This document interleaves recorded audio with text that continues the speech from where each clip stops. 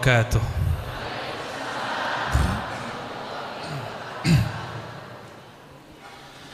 Alhamdulillahi rabbil alamin, hamdan yuwafi ni'amahu yukafi'u mazidah. Asyhadu an la ilaha illallah wa asyhadu anna Muhammadan abduhu wa rasuluh. Allahumma salli ala sayyidina wa maulana Muhammad wa ala alihi wa ashabi jema'in. Amma ba'du. Puji syukur kepada Allah karena gerak darinya lah kita berkumpul pada siang ini. Masih pagi ya? Pagi menuju siang.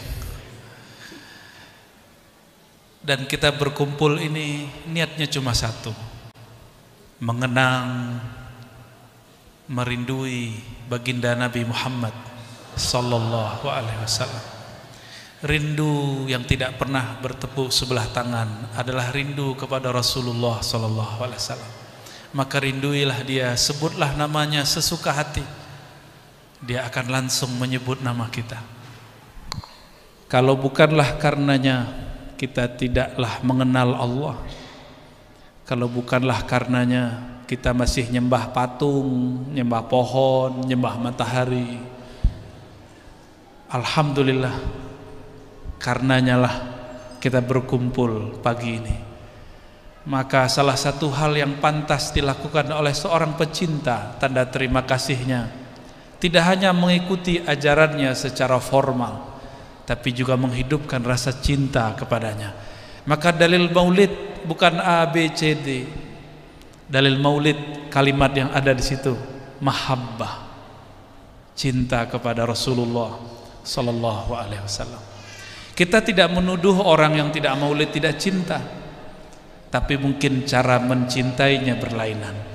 Meskipun mereka menganggap kita ini pembid'ah, tidak masalah. Para pecinta yu'mi wa yusim, telinganya akan ditulikan dari kata-kata negatif, pandangannya akan dia butakan dari objek-objek yang buruk. Cinta sama Rasulullah sallallahu alaihi wasallam, ya sudahlah, biarin aja orang ngomong bid'ah. Kita kan punya dalil sendiri, ya.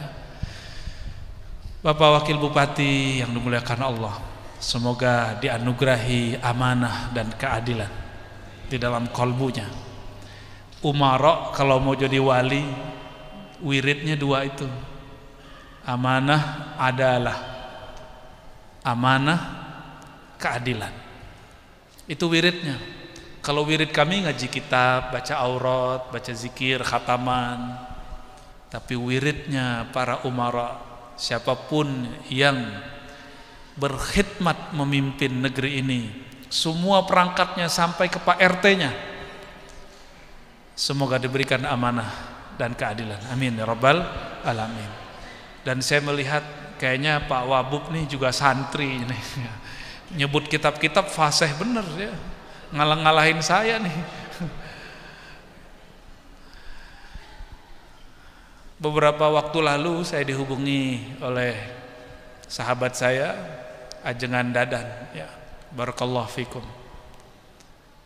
Beliau dengan rendah hati mau datang ke tempat kami. Ternyata ini menjadi awal silaturahim kami ke negeri Jawara.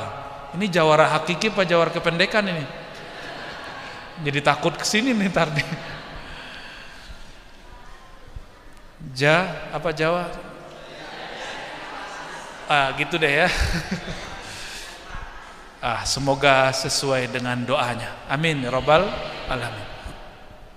Saya bawa kitab, meskipun hadisnya sudah sering dibaca, cuma ingin dapat berkahnya. Ya, mohon disimak. Bismillahirrahmanirrahim. Ini kitab Imam Al-Baihaqi. Qala akhbarana Abu Bakar Ahmad bin Hasan Al-Qadhi. Mengajarkan kepada kami Imam Abu Bakar Ahmad bin Hasan Al-Qadhi. Ini ahli hadis, dulu nggak bisa langsung ke Rasulullah. Setiap kali menyebut hadis mesti menyebut nama gurunya. Maka zikru asma'i syuyukh minas sunnah. Menyebut nama guru itu sunnah. Walaupun orang yang ngaku sunnah hari ini mengatakan tidak ada kata guru, langsung kata Allah dan Rasulnya. Bagaimana mau kenal Allah dan Rasul kalau tidak kenal guru? Jadi menurut kami yang belajar hadis, alhamdulillah saya ngaji hadis belum lama, dari tahun 2004. Khatam kitab, khatam ini ada adik kelas saya ya, Ustadz Agus ini. Ini ahli hadis. Silakan diperes ilmu hadisnya ya. Kalau ada fatwa-fatwa butuh hadis, tanya riwayatnya sahih atau tidak nih, ngerti. 5 menit beres sama dia hadisnya. Nanti keluar statusnya sahih, tidak sahih. Insya Allah. Khatam itu 4 hadis, 4 kitab, 6 kitab malah.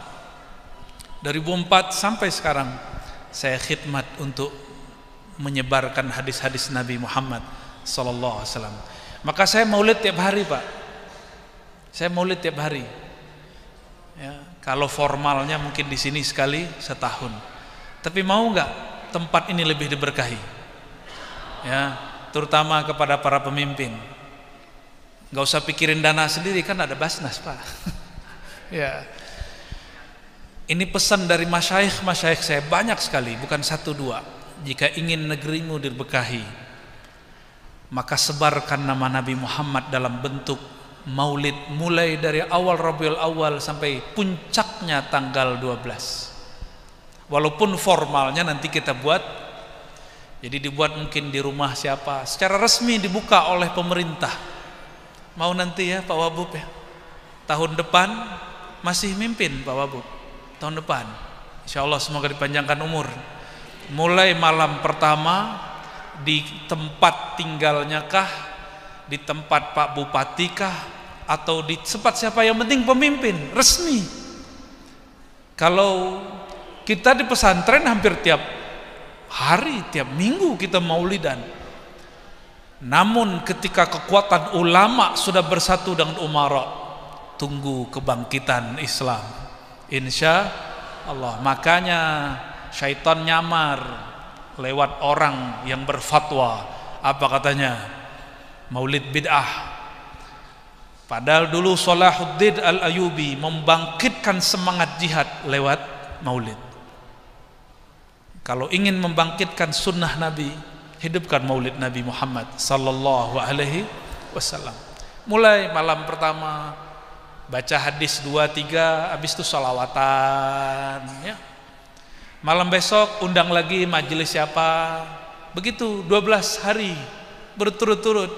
Jika gerakan ini ada terus di Indonesia bertahun-tahun, insya Allah berkah Allah turunkan di negeri ini. Karena tidak ada satu tempat yang disebutkan nama baginda Nabi Muhammad SAW kecuali tempat itu berbangga karena turun rahmat di sana. Coba dengarkan hadis Sayyidina Ali. Ini baru saya baca satu nama guru nih ya, udah ingat macam-macam. Kata Sayyidina Ali, hadis Imam Tirmizi, hadis imam yang lain banyak. Tidaklah kami melewati pegunungan, pepohonan, perkebunan bersama Rasulullah sallallahu alaihi wasallam illa wa yusallimu alaihi, kecuali mengucap salam kepadanya dan mengatakan assalamu alayka ya nabiyallah, assalamu alayka ya Rasulullah, atau kalam yang tadi sallallahu ala Muhammad. Itu semua, itu batu lebih keras dari kita, tahu Nabi lewat. Bebatuan menyambut Nabi, pohon nyambut Nabi. Nabi lagi lewat, onta nyambut Rasulullah SAW. Cuma sayangnya onta yang diadukan masalah perut. Walaupun itu boleh, cuma nggak elok. Masa kualitasnya kualitas onta? Mau bertemu Rasulullah, jangan adukan masalah duniawi, adukan nasib kita di akhirat. Dunia ini sudah dijamin oleh Allah. Ini pesan Imam Ibnu Athaillah Sakandari, arih nafsaka minat tadbir. Kamu gak usah berat-berat mikirin dunia, udah dijamin. Kerja aja, ambil asbabnya, Allah mudahkan. Yang hendak kamu pikirkan bagaimana matimu nanti. Maka kalau bertemu mimpi ketemu Rasulullah, kalau ada kesadaran, minta, wahai Rasulullah, izinkan aku dapat syafaat sebelum wafat, izinkan aku dapat syafaat ketika masuk kubur, ketika dibangkitkan, ketika dihisab, ditimbang sampai tembus ke sirat, sampai masuk surga. Amin ya rabbal alamin. Jangan yang cetek-cetek kalau ngadu sama Rasulullah. Walaupun itu dibolehkan secara hukum, tapi secara adab kurang keren. Nih saya mau tanya nih ke Pak Wabub nih. Kalau ada orang datang, mau nih kiai datang bawa proposal. Tiap kali datang bawa proposal, nyaman nggak Pak Wabub? Nggak nyaman. Nih bocoran nih. Padahal tadi nggak pernah cerita. Nggak nyaman. Rasulullah nyaman-nyaman aja. Cuma Rasulullah itu lebih nyaman dengan Abu Bakar As-Siddiq. Yang ada Abu Bakar nyerahin semua hartanya untuk perjuangan Nabi, bukan minta kaya kepada Nabi. Sekarang kan dibalik. Majelis-majelis maulid diramaikan dengan gombal-gombal hebat. Ya boleh, gak apa-apa. Hadis maulid, utang terbayar, gak apa-apa. Cuma gak keren ente begitu. Sayyidina Umar menyerahkan setengah hartanya, tapi melihat Abu Bakar semua, dia pulang lagi, dia ambil semua offsetnya. Begitu mereka merayakan Rasulullah Sallallahu Alaihi Wasallam.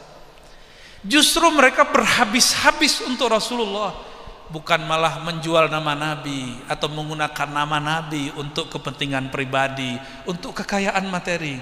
Itu baru umat Muhammad sejati. Ring 1, 2, 3 kita di belakang mereka nanti. Ya, kalau enggak nanti ya mungkin bareng-bareng sama itu onta. Mau begitu? Boleh. Para kiai bilang sholawat jembuhin badan, betul, tapi itu bukan tujuan. Ini kita mesti mendewasakan umat Pak Kiai. Sepakat Pak Kiai ya? Kita dapat ijazah banyak, wirid-wirid biar kaya, terbayar utang. Tapi yang ijazahin saya nggak kaya-kaya Pak. Ya. Oh ternyata beliau levelnya sudah nggak begitu. Cuma karena kita minta ijazah begitu dikasih juga. Bagi beliau menyebut nama Rasulullah itu sudah kaya. Itu sudah kaya. Wa Abu Sa'id Muhammad bin Musa ibn Fadl, beliau berkata, qala akhbarana Abdul Abbas Muhammad bin Ya'qub, qala hadatsana Muhammad bin Ishaq As-Saghani, qala hadatsana Mu'az bin Hani, qala hadatsana Ibrahim bin Tahman, qala hadatsana Budail bin Maisarah an Abdullah bin Syaqiq an Maisarah al-Fajr qala qultu ya Rasulullah. Sahabat Nabi namanya Maisarah. Maisarah ini bukan perempuan ya. Maisarah nama laki-laki dulu. Ya. Kalau di Indonesia ya, sebenarnya nama ini boleh laki, boleh perempuan. Ada juga seperti Hafaz, itu boleh laki, boleh perempuan. Ada juga Khuzaimah. Khuzaimah itu boleh laki, boleh perempuan. Kalau Dadan gitu ada nggak perempuan? Nggak ada ya. Kalau Agus gitu ada nggak? Nggak ada ya. Maaf Pak Wabub ya. Karena Pak Wabub pernah nyantri, tahu loh canda-candanya kiai tahu ya. Maisarah al-Fajr bertanya, wahai Rasulullah, mata kunta nabiyya. Di riwayat Imam Tirmizi, Abu Hurairah berkalam, qalu ya Rasulullah, mereka para sahabat bertanya. Berarti Abu Hurairah enggak dekat Nabi waktu itu, agak jauh. Seperti ini orang rame, tiba-tiba ada satu orang nanya. Abu Hurairah enggak lihat, cuma kedengaran suaranya. Wahai Rasulullah, mata kunta nabiyya, kapan engkau jadi nabi? Oleh Abu Hurairah kedengeran. Beliau ini kan wali, santri pojokan Abu Hurairah. Khidmat. Abu Hurairah itu khidmat, tinggalnya di masjid. Beliau merasa enggak berhak duduk di dekat-dekat imam, dekat sahabat Abu Bakar, Umar, Utsman, Ali.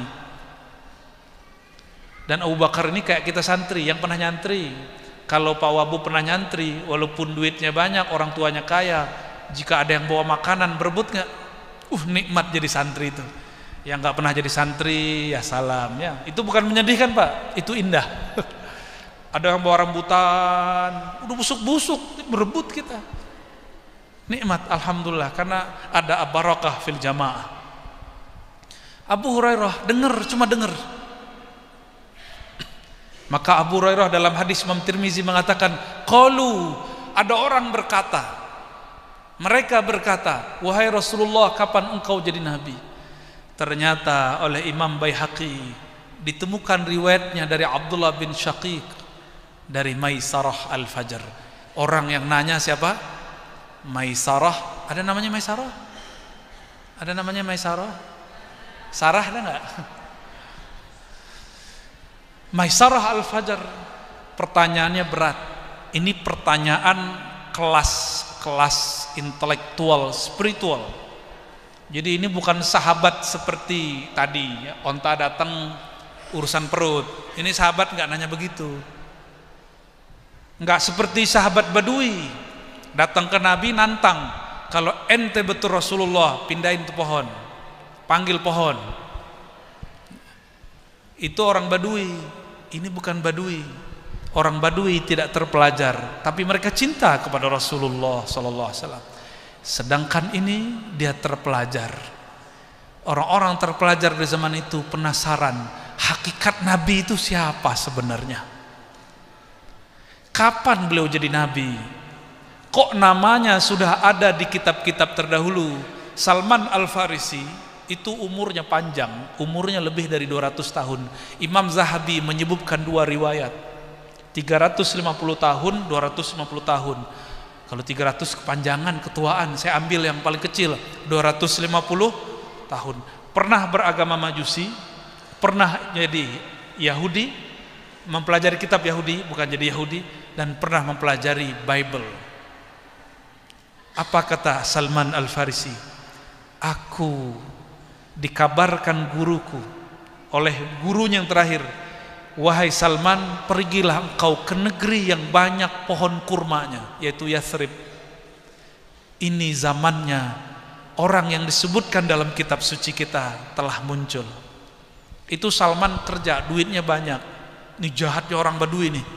Jadi orang Arab gak semuanya baik pak, walaupun hidungnya mancung, jenggotnya Masya Allah, wajahnya gak ada apa-apanya, wajah Ar-Razi ya. Jadi gak usah cemburu Pak MC ya. Salman kemudian minta izin kepada gurunya, gak lama gurunya meninggal. Dia carilah karavan-karavan orang Arab, kabilah-kabilah Arab, kafilah-kafilah yang sedang berdagang di Syam. Dapatlah satu rombongan. Dia tanya, kamu dari mana? Oh saya dari Arab. Kamu tahu Yathrib nggak? Oh tahu, itu tempat lewat saya itu. Ya udah, saya mau numpang, mau ikut kamu. Kata yang orang Arab Badui ini, oh boleh, itu mah syarat. Arab Badui pulus aja, otaknya pulus mulu. Dinar dirham, dinar dirham, dinar dirham. Dikasihlah, dibayarlah.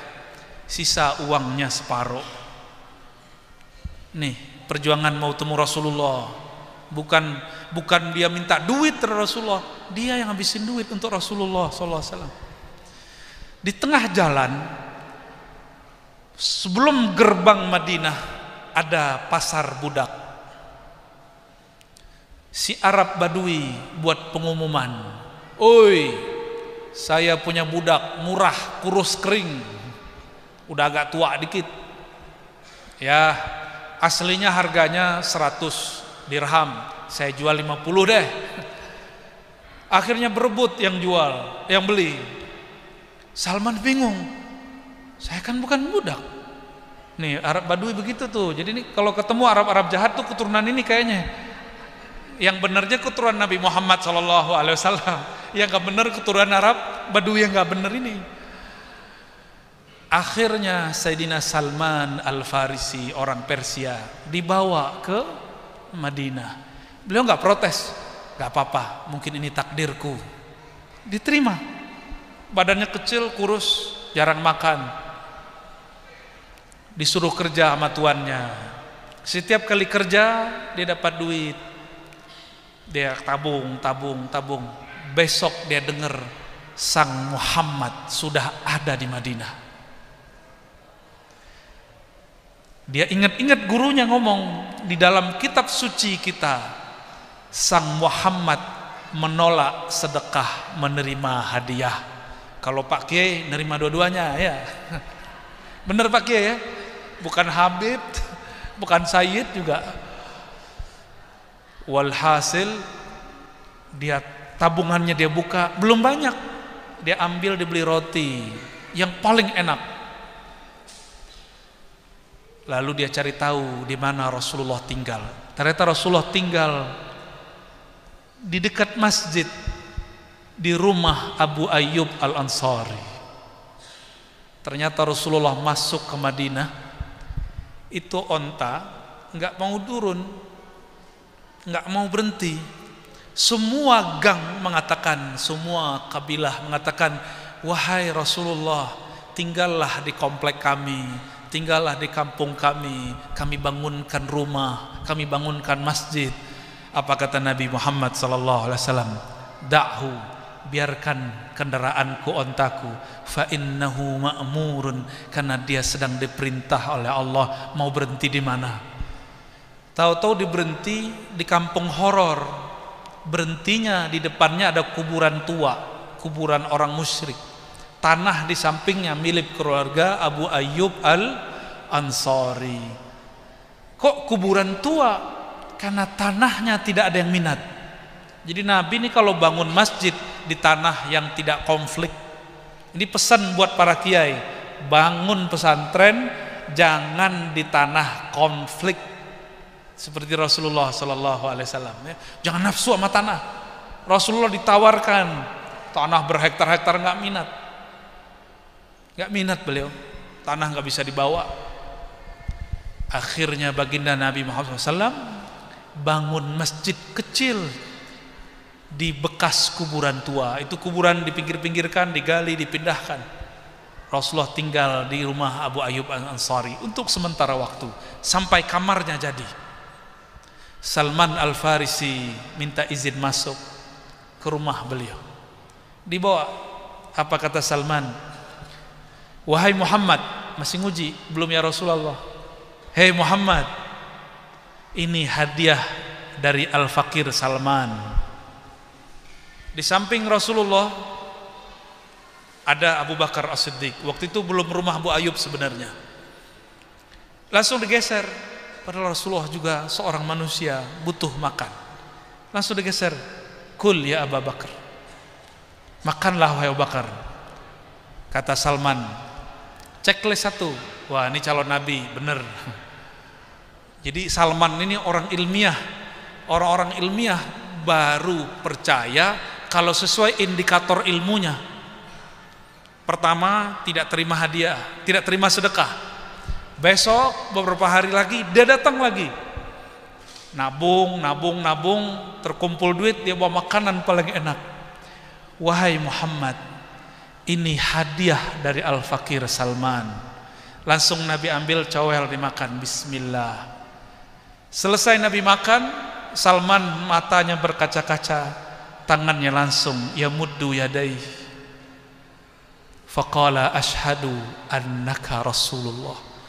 Betapa bahagianya Salman, orang yang dia cari beratus tahun ada di hadapannya, makan hadiah darinya. Dia mengatakan, asyhadu, aku bersaksi engkau benar-benar Nabi Muhammad sallallahu alaihi wasallam. Rasulullah itu ayahanda ruh. Kalau kita lama tidak bertemu orang tua, rindu enggak? Bahkan banyak ini bapak-bapak yang sudah yatim nih ya. Udah yatim, Pak. Tahu-tahu mimpi ketemu ayahanda, ibunda, nangis enggak? Nangis kita. Bagaimana Salman ruhnya terhubung kepada ruh Rasulullah, bertemu Rasulullah, air matanya berkaca-kaca. Pulang dia terharu.